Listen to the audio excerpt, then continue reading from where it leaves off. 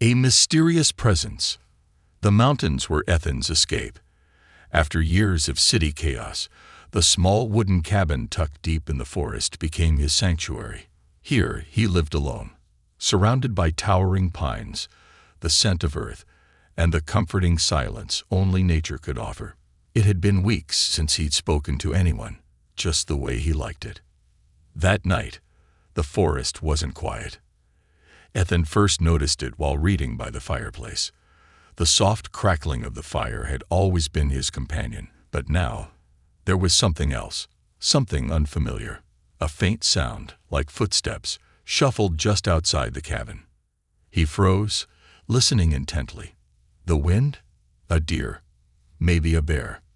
Grabbing his flashlight, Ethan stepped toward the window. The beam of light cut through the darkness outside, revealing nothing but the trees swaying gently in the wind. He frowned. Maybe he'd imagined it. Settling back in his chair, he dismissed the sound. But then it came again. This time, it was louder, accompanied by the sound of twigs snapping. Ethan stood, his heart pounding in his chest. Someone, or something, was definitely out there. He grabbed his rifle, a relic from his grandfather, and headed to the door. He wasn't one to scare easily, but there was an odd chill in the air, a sense that something was off. As he stepped onto the porch, the cold night air hit him, carrying with it the smell of damp earth and pine. His flashlight swept across the clearing in front of the cabin, illuminating the edge of the forest. For a moment, there was nothing, just the quiet hum of the forest. Then he saw it. Footprints. They were faint, glowing slightly in the dark, and not at all like human tracks. The shape was odd, with 3 long toes that dug deep into the soil. Ethan crouched down, running his fingers over the impressions. They were fresh. "What the hell?" he muttered under his breath. The sound of movement snapped him out of his thoughts. This time, it was closer. He swung the flashlight toward the sound, the beam landing on the trees just beyond the cabin. His breath caught as he saw a figure dart between the trunks, too fast for him to make out any details. "Who's there?" Ethan shouted, his voice firm but edged with unease. There was no response. The forest had gone eerily silent. Ethan's grip on the rifle tightened. He wasn't about to let some intruder, or predator, catch him off guard. Stepping off the porch, he moved toward the tree line. His boots crunched against the forest floor, each step deliberate. The beam of his flashlight danced across the trees, searching for any sign of the figure. Then, a soft sound reached his ears, a whimper. It was faint, almost inaudible, but it was enough to stop Ethan in his tracks. He turned toward the sound, scanning the darkness.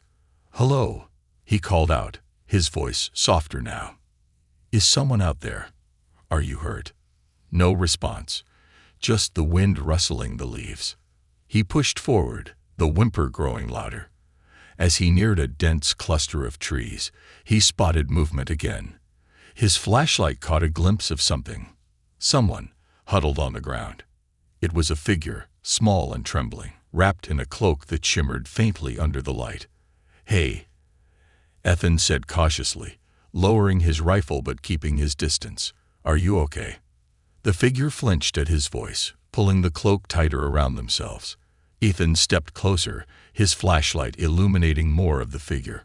What he saw made him stop in his tracks. The face that peeked out from the cloak wasn't human. Her. He assumed it was her. Skin had a soft, pale glow, and her eyes were large and luminous, reflecting the light like a cat's. Her features were delicate, almost fragile, but undeniably alien. Ethan's mind raced. Was this a prank? Some kind of elaborate hoax? But the fear in her expression, the way she cowered against the tree, felt too real. "It's okay," he said gently, lowering his flashlight so it wasn't shining directly at her. "I'm not going to hurt you." The woman, or creature, studied him cautiously, her glowing eyes flickering with uncertainty. Slowly, she spoke, her voice soft and melodic, though the words were unlike anything Ethan had ever heard. It was a language, but not one he recognized. "I don't understand, he said, shaking his head. Do you speak English? She hesitated, then nodded slightly. Help, she said, her voice trembling. The word was heavily accented, but clear enough to understand. Ethan's heart raced. Help you? From what? Before she could answer, a low, rumbling sound echoed through the forest. It wasn't thunder or the wind. It was mechanical, a deep hum that seemed to vibrate through the air. The woman's eyes widened in fear, and she reached for Ethan's arm, her grip surprisingly strong. Hide, she whispered urgently. Ethan didn't need to be told twice. Whatever was out there, it wasn't friendly. The unexpected discovery. Ethan barely slept that night. The woman, or creature, he had found was huddled in the corner of his cabin, wrapped tightly in her shimmering cloak. She hadn't spoken much after the word hide, but her fear was palpable. Ethan's mind raced with questions. Who was she? What was she running from? And what had made that eerie mechanical hum in the woods? At dawn, Ethan cautiously approached her. She flinched as he knelt down, but he spoke softly, trying to ease her fear. My name's Ethan, he said, keeping his tone steady. I'm not going to hurt you. Can you tell me your name? Her luminous eyes studied him for a moment, as though weighing his intentions. Finally, she whispered, Alari. Alari, Ethan repeated, the name unfamiliar on his tongue. Okay. Can you tell me where you're from? Why you're here? Alari hesitated. She looked out the cabin window, her glowing eyes narrowing, as if expecting something, or someone, to appear. Then, in broken English, she said, I cannot stay. Danger follows me. Ethan's stomach tightened. He thought about the strange hum, the glowing footprints, and the fear etched on Alari's face. What kind of danger? He asked. She hesitated again before pulling a small round object from the folds of her cloak. It fit easily in her palm and seemed to shimmer with a light of its own. They want this, she said, her voice barely above a whisper. Ethan leaned closer, studying the object. It was unlike anything he'd ever seen, part metal, part crystal, with intricate patterns etched across its surface. It pulsed faintly, almost like a heartbeat. What is it? He asked. It's knowledge, Alari said, struggling to find the right word. A key. They hunt me because of this. Who's they? Ethan pressed.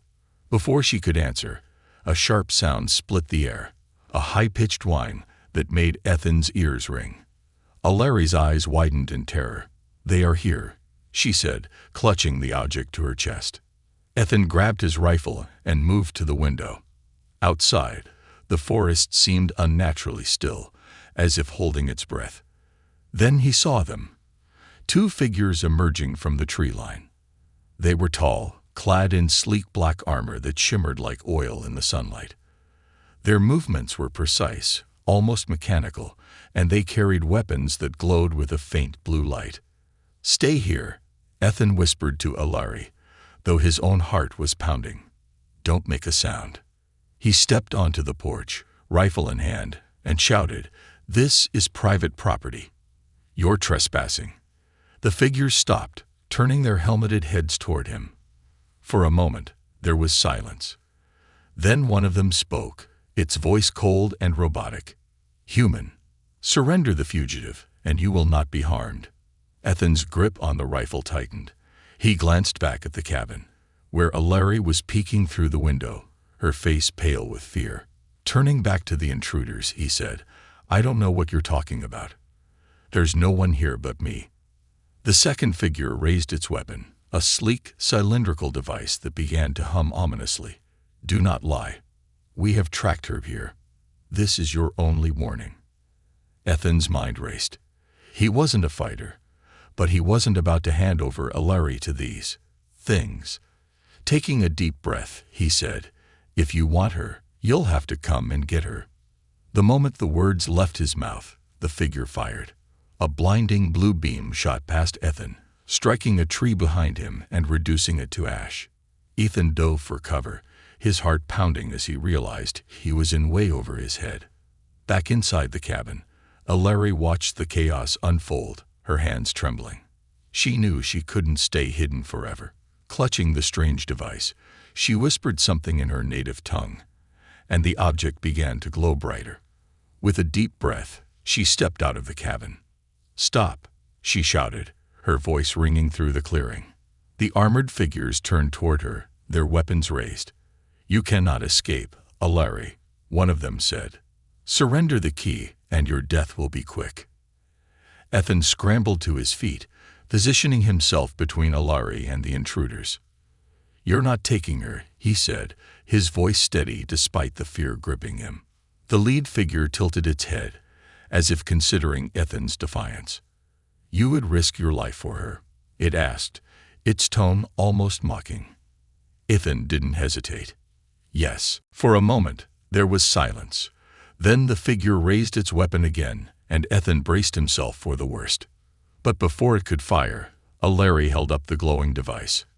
"Enough," she shouted, her voice commanding.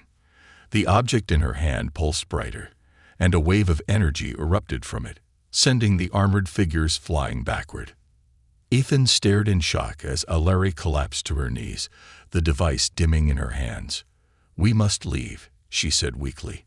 "More will come." Ethan helped her to her feet, his mind spinning. Whoever, or whatever, Alari was, she was right. They couldn't stay here. Not anymore. Revelations and danger. The cabin was gone, left behind in a rush of fear and desperation. Ethan and Alari now moved through the dense forest, guided only by the faint moonlight filtering through the canopy. Alari clutched the strange, glowing device to her chest, like it was her lifeline, her movements unsteady but determined. Ethan glanced back, his ears straining for any sound of pursuit. He could still hear the faint hum of whatever technology those armored hunters had used. They weren't far behind. "We can't keep running blind like this," he whispered. "We need a plan." Alari stopped abruptly, leaning against a tree to catch her breath. Her shimmering skin seemed dimmer now, as if the energy she had used earlier had drained her. "No, we must keep moving," she said, her voice shaky but firm. "They will not stop until they have this." She held up the device, its glow pulsating faintly. "What is it?" Ethan asked, finally demanding answers. "Why is it worth risking your life?" Alari hesitated, her glowing eyes searching his face. "You would not understand," she said, shaking her head. "Try me," Ethan shot back. He wasn't angry, but he was tired of being in the dark. If he was going to risk his life, he deserved to know why. Alari sighed, her shoulders slumping. "It is knowledge. A fragment of my people's history, our science, our existence. It holds the secrets to things your world cannot yet imagine." Ethan frowned. "Why do they want it? Couldn't they just, I don't know, copy it?" "It is not that simple," Alari replied. "This device is ancient, created by my ancestors. It cannot be duplicated or decoded without me." Her voice grew softer, tinged with sadness. "That is why they hunt me. To them, I am as valuable as the key itself." Ethan's mind reeled. An alien artifact that could unlock unimaginable knowledge, and the only person who could use it was now standing in front of him. "So they'll keep coming until they have you," he said grimly. Alari nodded. "Yes, and they will destroy everything in their path to get to me." Ethan ran a hand through his hair, trying to process everything. He had wanted peace and solitude in these mountains, but instead he had stumbled into a galactic chase. "Well," he said finally, "they're not getting you. Not while I'm still breathing." Alari looked at him, her glowing eyes wide with surprise. "Why?" she asked. "Why would you risk yourself for me?" Ethan shrugged, a small, humorless smile on his face. "Because it's the right thing to do, and because you clearly don't deserve whatever they've got planned for you." Alari stared at him for a moment, then nodded. "Thank you," she said softly. Their brief moment of calm was shattered by a sudden, piercing noise, a high-pitched whine that made the trees tremble. Ethan turned toward the sound, his heart pounding. "They're close," he said. "We need to move." But Alari shook her head. "No, they will find us no matter where we go. We must stand and fight." Ethan looked at her like she was crazy. "Fight? With what? I've got a rifle, and you're barely standing." Alari's lips curved into a faint, determined smile. "Do not underestimate me, human. I am not as weak as I seem." Before Ethan could respond, she raised the glowing device. It pulsed brightly, casting an eerie light over the forest. Ethan felt a strange energy ripple through the air, making the hairs on his arms stand on end. "What are you doing?" he asked, his voice laced with both awe and concern. "Preparing," Alari said simply. "When they come, we will be ready." Ethan didn't know what she meant, but he didn't have time to ask. The sound of footsteps, heavy and deliberate, echoed through the forest. The hunters were here. "Stay behind me," Ethan said, raising his rifle.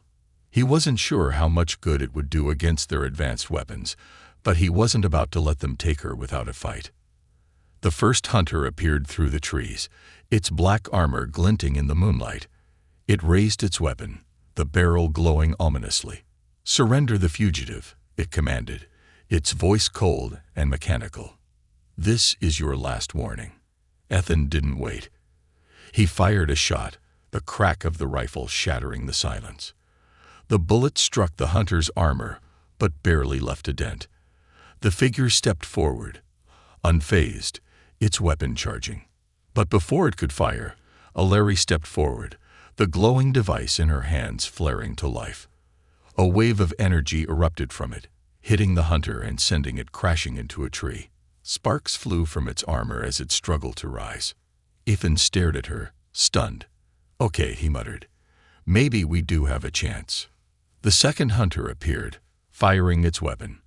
A beam of blue light streaked toward them, but Alari raised the device again, creating a shimmering barrier that absorbed the attack. "We must disable them quickly," she said, her voice steady now. Ethan nodded, adrenaline surging through him. Together, they turned to face the oncoming threat, ready to fight for their lives, and for the strange bond that had formed between them. An uneasy alliance. The cabin was a memory now, reduced to smoldering ruins by the bounty hunters' relentless assault. Ethan and Alari had fled deeper into the wilderness, guided only by instinct and desperation. But running wasn't enough anymore. They both knew it. If they wanted to survive, they had to fight back. Hours later, as dawn broke over the mountains, Ethan stopped in a hidden clearing surrounded by jagged rocks and dense trees. He turned to Alari, who looked pale and exhausted but still held her strange artifact tightly. "We need a plan," he said firmly. "You've got powers, and I've got, well, not much. But we need to work together, or we're not going to make it." Alari's luminous eyes studied him. "You wish to fight them?" she asked, her voice skeptical. "They are stronger, faster, and armed with technology your world cannot match." Ethan crossed his arms, a stubborn glint in his eyes. "Maybe. But they're not invincible. I've seen them bleed." Alari hesitated, her expression softening. "You are brave," she said quietly. "Perhaps foolish, but brave." "I'll take that as a compliment," Ethan replied with a wry smile. "Now tell me, what can that thing in your hands do? Because I'm guessing it's more than just a shiny paperweight." Alari glanced down at the artifact, its glow faint but steady. "It is a conduit," she explained. "It amplifies energy, creates shields, and can disrupt their technology. But its power is limited, and using it drains me." "Then we'll use it sparingly," Ethan said, "and we'll make it count." The two of them spent the next several hours preparing the clearing for an ambush. Ethan's survival skills came into play as he set up crude traps, tripwires, concealed pits, and makeshift explosives made from materials he had scavenged from his cabin. Alari, though physically weakened, used the artifact to reinforce their defenses, creating shimmering barriers that could block energy blasts. As they worked, Alari began to share more about herself. She spoke of her homeworld, a place of breathtaking beauty, but rife with political corruption and greed. She explained how the artifact had been entrusted to her by a dying mentor, who had warned her never to let it fall into the wrong hands. "You could have left it behind," Ethan said as he set a tripwire. "Why didn't you?" Alari looked at him, her expression solemn. "Because it is not just knowledge, it is hope. My people lost their way long ago, but this artifact, it holds the secrets to restore what was lost, to save not just my world, but others as well." Ethan nodded, his respect for her growing. "Then we'll make sure they don't get it."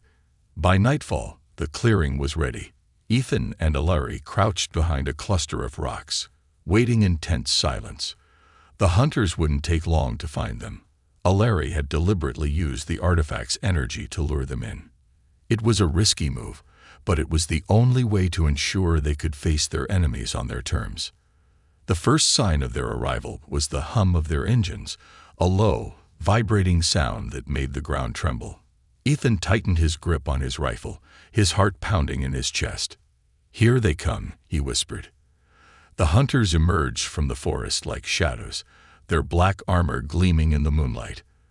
There were 3 of them this time, their weapons glowing with an ominous blue light. The leader stepped forward, scanning the clearing with a cold, mechanical precision. "You cannot hide, Alari," the leader said, its voice echoing through the night. "Surrender the key, and we will make your death painless." Alari stepped out from behind the rocks, the artifact glowing brightly in her hands. "You will not take it," she said, her voice steady and defiant. "And you will not take me." The leader raised its weapon, but before it could fire, Ethan triggered one of the traps. A concealed explosive detonated, sending a burst of fire and shrapnel into the air. The hunters staggered, momentarily disoriented. "Now," Ethan shouted. Alari raised the artifact, unleashing a pulse of energy that knocked one of the hunters off its feet. Ethan took aim with his rifle, firing at another's exposed joints. His shots weren't powerful enough to penetrate their armor, but they slowed the hunter down, giving Alari time to strike again. The battle was chaotic and brutal. The hunters were relentless, their weapons cutting through trees and rocks like paper. But Ethan and Alari fought with a determination born of desperation. Every trap, every blast of the artifact's energy was a small victory. Finally, only the leader remained. Its armor was scared, and sparks flew from its damaged joints. But it still stood tall, its weapon aimed directly at Alari. "You cannot win," it said, its tone laced with anger. "You are alone." "She's not alone," Ethan said, stepping between Alari and the hunter. "And we're not done yet." With a final, desperate effort, Alari poured all her remaining energy into the artifact. The clearing lit up with a blinding light as a wave of power surged forward, striking the hunter and sending it crashing to the ground. When the light faded, the clearing was silent. The hunters were defeated, their bodies motionless. Alari collapsed to her knees, the artifact dim and lifeless in her hands. Ethan rushed to her side, helping her up. "We did it," he said, though his voice was heavy with exhaustion. Alari nodded weakly. "For now. But more will come." Ethan tightened his grip on her arm, his resolve hardening. "Then we'll be ready." The first confrontation. The forest was alive with tension. Ethan and Alari crouched in the shadows of a dense thicket, their breaths shallow and quiet. The hunters were close, closer than ever. The air crackled faintly, as if their technology warped the environment around them. Each sound, every rustle of leaves or snap of a twig, felt like a warning. Ethan's hands tightened on his rifle. He glanced at Alari, her shimmering skin now dull from exhaustion. The artifact she carried pulsed faintly, a rhythmic glow that seemed to echo the danger closing in. "Are you ready for this?" he whispered. Alari nodded, though her eyes betrayed her weariness. "They are relentless," she murmured, "but they are not invincible." Ethan forced a small, grim smile. "Good, because we're out of places to run." A faint whirring sound broke the silence, growing louder with each passing second. Ethan peered through the trees, his heart pounding as he spotted the first of their pursuers. The hunter moved with an eerie precision, its black armor blending into the shadows. Its weapon glowed faintly, casting an otherworldly blue light that illuminated the forest floor. Alari grabbed Ethan's arm, her grip surprisingly firm. "Do not engage too soon," she whispered. "We must draw them into the clearing." Ethan nodded, swallowing his rising fear. Together, they slipped through the trees, their movements careful and deliberate. The clearing lay ahead, a wide, open space littered with traps they had set earlier. Tripwires were concealed beneath leaves, and shallow pits lined with sharpened stakes were camouflaged by branches. It wasn't much, but it was all they had. The hunters followed, their movements methodical. They didn't rush, didn't make mistakes. They moved like predators, confident in their superiority. When Ethan and Alari reached the center of the clearing, they turned to face their pursuers. The hunters stepped into the open, their sleek forms illuminated by the moonlight. There were two this time, each one armed and ready. "You cannot escape, Alari," one of them said, its voice metallic and cold. "Surrender the key, and your death will be swift." Ethan stepped forward, raising his rifle. "If you want her, you'll have to go through me." The hunter tilted its head, as if amused. "Your defiance is illogical, human. You are no match for us." Ethan smirked, his finger hovering over the rifle's trigger. "Maybe not, but I'm stubborn."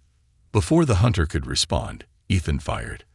The bullet struck its chest, ricocheting harmlessly off the armor. But the shot wasn't meant to kill. It was meant to provoke. The hunter raised its weapon, the barrel glowing with a charged energy. It fired, and Ethan dove to the side, narrowly avoiding the blast. The energy beam struck the ground, sending dirt and debris flying. "Now," Alari shouted, raising the artifact. The glowing device flared to life, releasing a wave of energy that rippled through the clearing. The hunters staggered, their systems momentarily disrupted. One of them stepped forward, only to trigger a tripwire. A concealed pit opened beneath its feet, and it fell, its mechanical limbs flailing as it struggled to climb out. The second hunter fired again, this time aiming at Alari.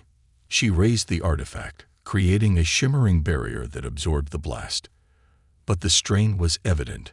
Her hands trembled, and sweat beaded on her forehead.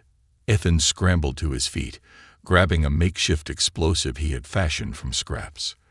Lighting the fuse, he hurled it at the remaining hunter. The explosion wasn't powerful enough to destroy it, but it sent the hunter reeling, buying them precious seconds. "Alari," Ethan called. "Can you hit it again?" Alari nodded weakly, lifting the artifact once more. Another pulse of energy erupted, striking the hunter directly. Sparks flew as its armor cracked, exposing the intricate machinery beneath. The first hunter, still trapped in the pit, attempted to climb out. Ethan didn't hesitate. He grabbed a heavy branch and swung it with all his strength, striking the exposed head of the hunter. The impact sent it crashing back into the pit, motionless. The second hunter staggered, its systems failing.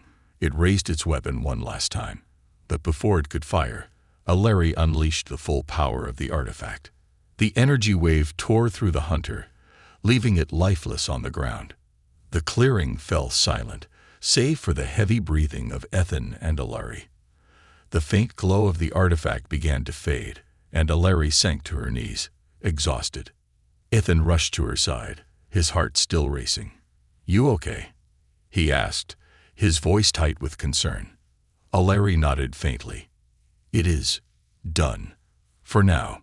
Ethan helped her to her feet, glancing at the remains of the hunters. "You were right," he said. "They're not invincible. But they're not going to stop, are they?" Alari shook her head. "No. More will come." Ethan looked at her, his jaw set with determination. "Then we'll be ready for them." Sacrifice and resolve. The forest seemed to hold its breath as Ethan and Alari emerged from the chaos of the battle. The clearing behind them was littered with the broken remains of their pursuers, but the victory felt hollow. Both knew this was only the beginning. Ethan glanced at Alari. Her steps were unsteady, and her normally luminous skin had dimmed further. The artifact she clutched glowed faintly, a mere shadow of its former brilliance. "We need to find somewhere safe," he said, scanning the dense trees for any sign of shelter. "You're running on empty." Alari shook her head, her voice weak but firm. "There is no safety, Ethan. Not while I carry this." Ethan stopped, turning to face her. "So, what? We keep running until we collapse." "That's not a plan, Alari. It's suicide."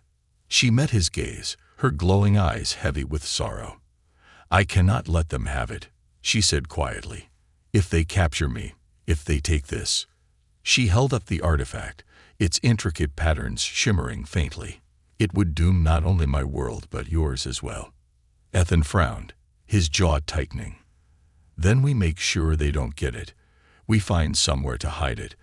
Destroy it if we have to." "No." Alari's voice was sharp, startling him. "Destroying it is not an option. This artifact is more than knowledge. It is the last hope for my people." Her words hung in the air, heavy and unyielding. Ethan let out a frustrated sigh, running a hand through his hair. "Okay," he said finally. "Then what's your plan? Because we can't keep doing this." Alari hesitated, her expression conflicted. "There is a way," she said slowly. "But it is dangerous, and it will require a great cost." Ethan's eyes narrowed. "What kind of cost?" She held the artifact closer, as though afraid to say the words. "If I channel all of its remaining power, I can create a disruption, enough to destroy their tracking systems and disable any hunters within range. It would buy us time, maybe even end the pursuit." Ethan tilted his head, sensing the catch. "But," Alari's gaze dropped, "it would destroy the artifact. And me." The weight of her words hit him like a blow. For a moment, neither of them spoke. The distant hum of machinery echoed faintly through the forest, a reminder that their enemies were already closing in. "No," Ethan said firmly. "We'll find another way. I didn't risk my neck back there just for you to throw your life away now." "There is no other way," Alari said, her voice trembling. "This is my responsibility, Ethan. My burden. I cannot ask you to carry it." Ethan stepped closer, his frustration boiling over. "You're not asking. I'm choosing. That's what you don't get. I'm in this now, whether you like it or not." Alari looked at him, her expression softening. "Why?" she whispered. "Why would you risk so much for me? For this?" Ethan's voice was steady, but his eyes betrayed the emotion he tried to hide. "Because it's the right thing to do. And because I'm not about to let the one good person I've met in a long time throw her life away." Her luminous eyes glistened as she nodded slowly. "Then we must fight together," she said, her voice resolute. "But you must promise me something." Ethan raised an eyebrow. "What's that?" "If it comes to it," she said, holding his gaze, "you will finish what I cannot." Ethan hesitated, then nodded. "Deal." They spent the next hours preparing for what could be their final stand. Using the last of her strength, Alari fine-tuned the artifact, its glow growing faintly brighter as she worked. Ethan scouted the area, setting up more traps and gathering supplies. The air grew colder as the sun dipped below the horizon, casting long shadows across the forest floor. As night fell, the hum of the hunters' machines grew louder. Alari stood at the center of the small clearing they had fortified, her hands steady despite her exhaustion. Ethan stood beside her, his rifle ready. "They're coming," he said quietly. Alari nodded, her voice calm. "Then we make our stand." The first hunter appeared through the trees, its black armor glinting in the moonlight. It was followed by another, and then another. The group moved with deadly precision, their weapons glowing ominously. Ethan's grip on his rifle tightened. "Here we go." Alari raised the artifact, its glow intensifying. The ground beneath them seemed to hum with energy as she prepared to unleash its power. "Stay close," she said, her voice firm. "This will not be easy." Ethan nodded, his jaw set. Together, they faced the oncoming storm, ready to sacrifice everything for a chance at survival. And a glimmer of hope. A new beginning. The aftermath was eerily silent, broken only by the soft rustle of leaves in the breeze. The clearing, once alive with the chaos of battle, now lay still. Smoke curled upward from scorched earth, and the shattered remnants of the hunters' machines lay scattered like fallen giants. It was over. Ethan knelt beside Alari, who was slumped against a rock, her shimmering skin dim and pale. The artifact rested in her hands, its glow almost completely extinguished.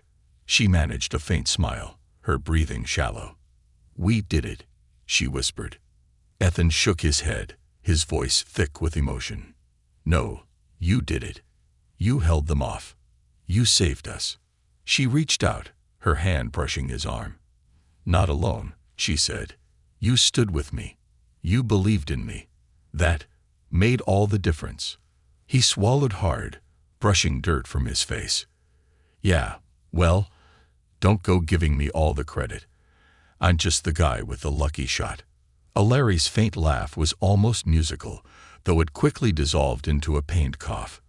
Ethan's heart clenched as he realized how much she had sacrificed.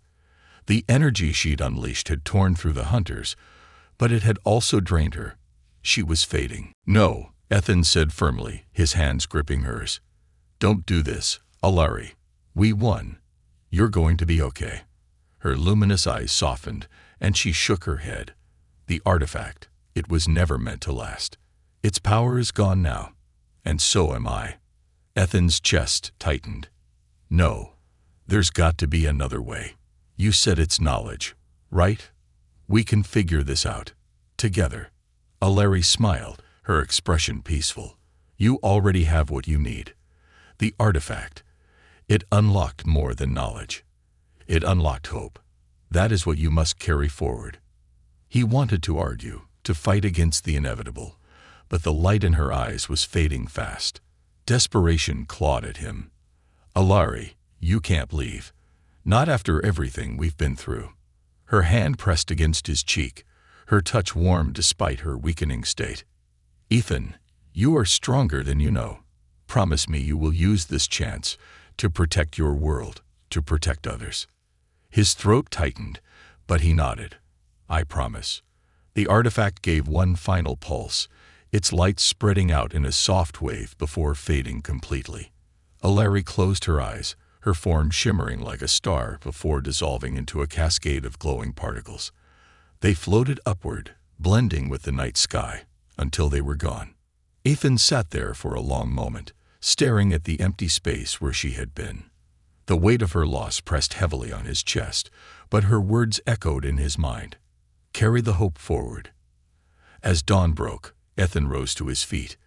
The clearing was quiet, but the world felt different, like something had shifted, something greater than he could fully comprehend. He turned to the remains of the hunters, their advanced technology now nothing more than broken scrap. Whatever secrets they had carried, they would stay buried here. Ethan took a deep breath and started back toward what was left of his cabin. He had a promise to keep. Alari's sacrifice wasn't just for her people, it was for everyone. Her hope, her courage, her unyielding belief in a better future, it was now his to carry. And though the journey ahead was uncertain, Ethan felt a strange, quiet strength within him.